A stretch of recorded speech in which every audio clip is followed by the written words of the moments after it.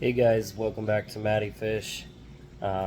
Just wanted to show you this awesome perspective shot. I am thinking about turning it into a means for filming my intros when I'm just talking to you guys, so you got a good overview of the tanks.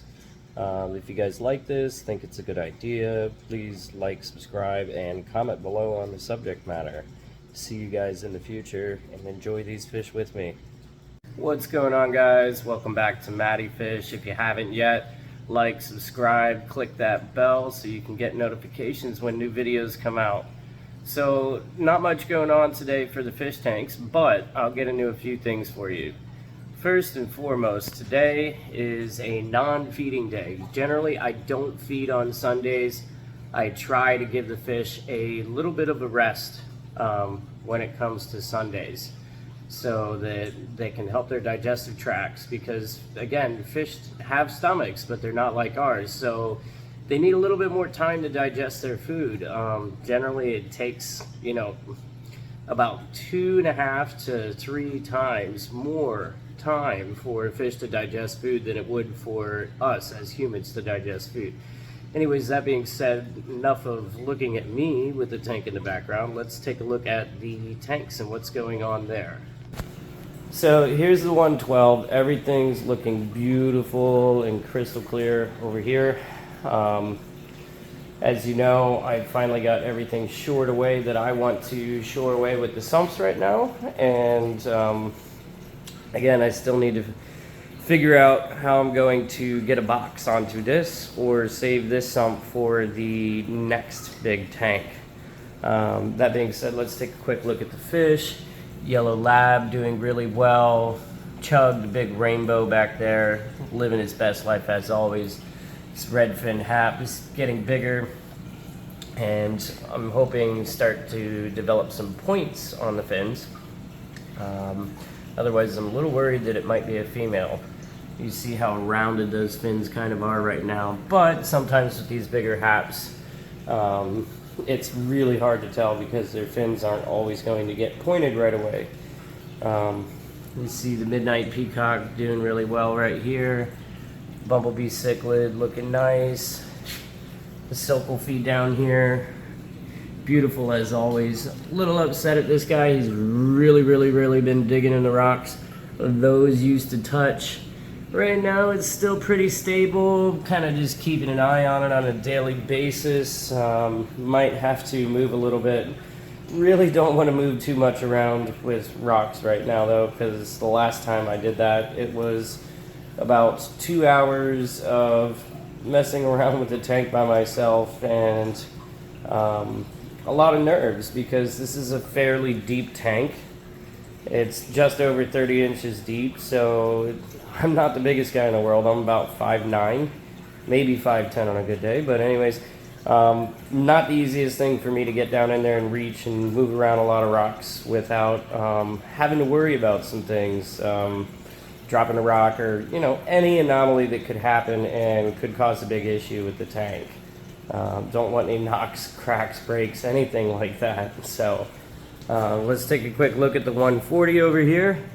Everybody's doing really well. They are hungry and fired up. The Eureka looking really nice. This Dragon Eureka is. Blue Dolphin's looking really good right there. The Neri's looking good as usual. This other Eureka is being his normal self. Silver Dollars doing all right. They make great dithers with African cichlids. There's a Taiwan reef swimming back there. The electric blue Ankara is over there. Red Empress. A lot of these guys are still coloring up. There's the VC10 going to the back, coming up to us up here. Ooh, Dolph Lundgren decided he wanted a piece of him. Anyways, Rostratus. VC10 I already mentioned. The little Obi that's right here. Taiwan reef I already mentioned again. Venustus cichlid, and there he is, my boy, Star Sapphire. Cannot wait. It's gonna take quite a while for him to chip out, but he's gonna be gorgeous as he's an F1. That means his parents are wild, They came from Lake Malawi, and he's just going to be a really stunning fish when he finishes growing out and coloring up. So let's get into a couple of quick things. Since we're not going to do any feeding today, let's talk about what I do with my tanks. So first and foremost, anytime you do a water change, oftentimes if I add multiple fish at a time or anything like that, going to use this bottle of Seachem Prime. Obviously not the whole bottle, so there's handy directions on the back if you're not familiar with the product. Technically, a dosage for this tank, so 1 capful would treat about 50 gallons. So I give them about 1.5 caps because it's about 112 gallons this tank is. It's okay to give them a little more. You can treat Prime up to 5 times. I would not recommend that unless it's an extreme scenario. But yeah, one of my favorite products of all time for water, and one of the few products I really like to use. I try to not use as many chemicals unless I absolutely have to for my fish tanks. Try to let everything be as natural as possible. So next we have a very similar product here. We got the API Stress Coat Plus. I don't use this very often. You could use this instead of Prime. However, I recommend the Prime because it's going to work much better when you're doing water changes, things like that. I just found over the years that I like the way that Prime works a lot better. However, this Stress Coat works just as well, and I do use it a little bit in conjunction with the Prime because it has this aloe vera in it, and it helps with the slime coat on your fish too. But I don't give a full dose when I'm using Prime because this has some of the same things in it that change your water characteristics the way that Prime does by binding to ammonias and chlorines and things like that, in order to help them get eaten up by your beneficial bacteria after a water change before they affect your fish. So that's really what those two products do. Now, I just mentioned beneficial bacteria. So I got some Stability here, and I have some Pristine. Now, I use the Stability a lot more often. Every time I do a water change, it's going to be Prime, Stability, maybe a tiny bit of Stress Coat every time I do a water change. Another important thing that I like to use when I do water changes, this is just like a little bit of buffer. I use regular old sea salt. These are just large format, and I usually, like in this tank, I'll stick them down below in the sump down there, you know, or stick them somewhere near where there's a lot of water flow so that they will dissolve fairly quickly. But let's get back to the beneficial bacteria for a second. So, beneficial bacteria, what does it do for your tank? So, as you can see what the bottle says, it says it establishes your biofilter and prevents new tank syndrome. So, 2 things here. What is new tank syndrome?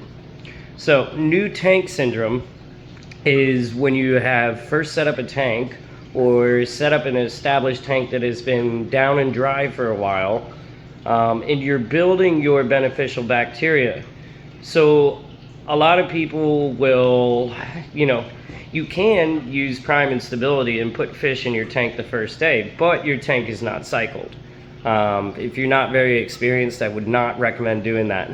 But what your beneficial bacteria does is it grows and builds over time, and every time you do a water change, you're not killing your beneficial bacteria, you're not taking away too much of your bacteria, because most of it lives in your media and your substrate and things like that. A lot of it doesn't really live in your water column. However, it is very good to dose a little bit, because every time you're doing a water change, you could potentially reset your cycle, and you don't want to do that. If you break your cycle in your tank, a lot of very bad things could and will potentially happen.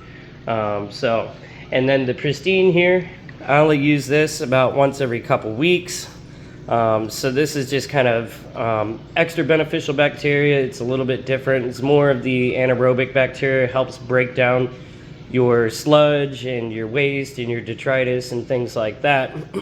So don't have to use it as often, but definitely another plus to using in your aquariums. So how do you know? I mentioned your tank cycle and new tank syndrome. How do you know if your tank is doing okay in terms of your water parameters? So here I have a Freshwater Master Test Kit from API. No, this is not a paid promotion. This is just something I've been using for years. So it will test your high and low range pH, your ammonia levels, your nitrite, and your nitrate. Now, what does that exactly mean? Well, so I have this handy little chart here for you. I don't ever use the low end pH because I'm keeping African cichlids. They prefer a higher pH, somewhere between 7.8 and about 8.4 to 8.5 for Malawi cichlids. Tanganyikan cichlids, you could go anywhere from about 8 right to about 9, maybe a touch over 9 parts per million for your pH. Or I'm sorry, not parts per million. 9 on your scale of pH, excuse me. So on your ammonia, right? So you see here, on your ammonia, right, you see here that on your chart it says 0 parts per million, 0.25, 0.50, goes all the way up to 8 parts per million. Okay, here's what I'm going to tell you right now. If your tank is ever above 0.5 parts per million, you've got some very serious issues going on. Your cycle's probably broken, or your tank has not been fully cycled. And I mean, it could just be your tap water. I have a friend that his tap water comes out at about 1 part per million, so he has to use reverse osmosis water so that he doesn't have ammonia when he does water changes. Generally, whenever I test my tank, the highest I ever see my ammonia is right here at about 0.25 parts per million. Usually that'll occur after a couple weeks without a water change. Generally, I'm going to stay here at 0 parts per million, and that's where you want to stay. It's the safest for your fish. Now, in another video, I can, if you will, I'll get into the 2 different types of ammonia and how they affect your fish differently, but not right now. This video is getting fairly long as it is. So, nitrites. Don't ever want to see anything on your nitrites. If it never reads, or excuse me, if it ever reads anything more than 0, very, very bad. Can kill your fish very quickly. Highly recommend doing a massive emergency water change and a bacterial boost, etc. if you ever experience that. But if your tank is established and cycled well and you don't break it, your nitrate should always be about 0. Or nitrite, excuse me. Now, your nitrates, generally anywhere from 0 to 40 is what I would consider safe. Some people will tell you different. We can, go around in circles and debate about this as ever as you want. Everybody's going to have a different opinion when it comes to this. So, here's what I will say though. If you have 0 nitrate in your fish tank, you're not cycled, and you don't have hardly any, if at all, beneficial bacteria. Generally, in my fish tanks, my nitrate stays about 5-10 parts per million. If I let it go over a week without doing a water change, I'll approach that 40-ish parts per million. And as these fish grow and get bigger, I could potentially, be seeing those numbers jump up faster, because waste, ammonia is created through waste, and more ammonia and the nitrate builds as it feeds and your bacteria level grows. So this all has to do with the different levels of bacteria, or excuse me, different types of bacteria in your tanks.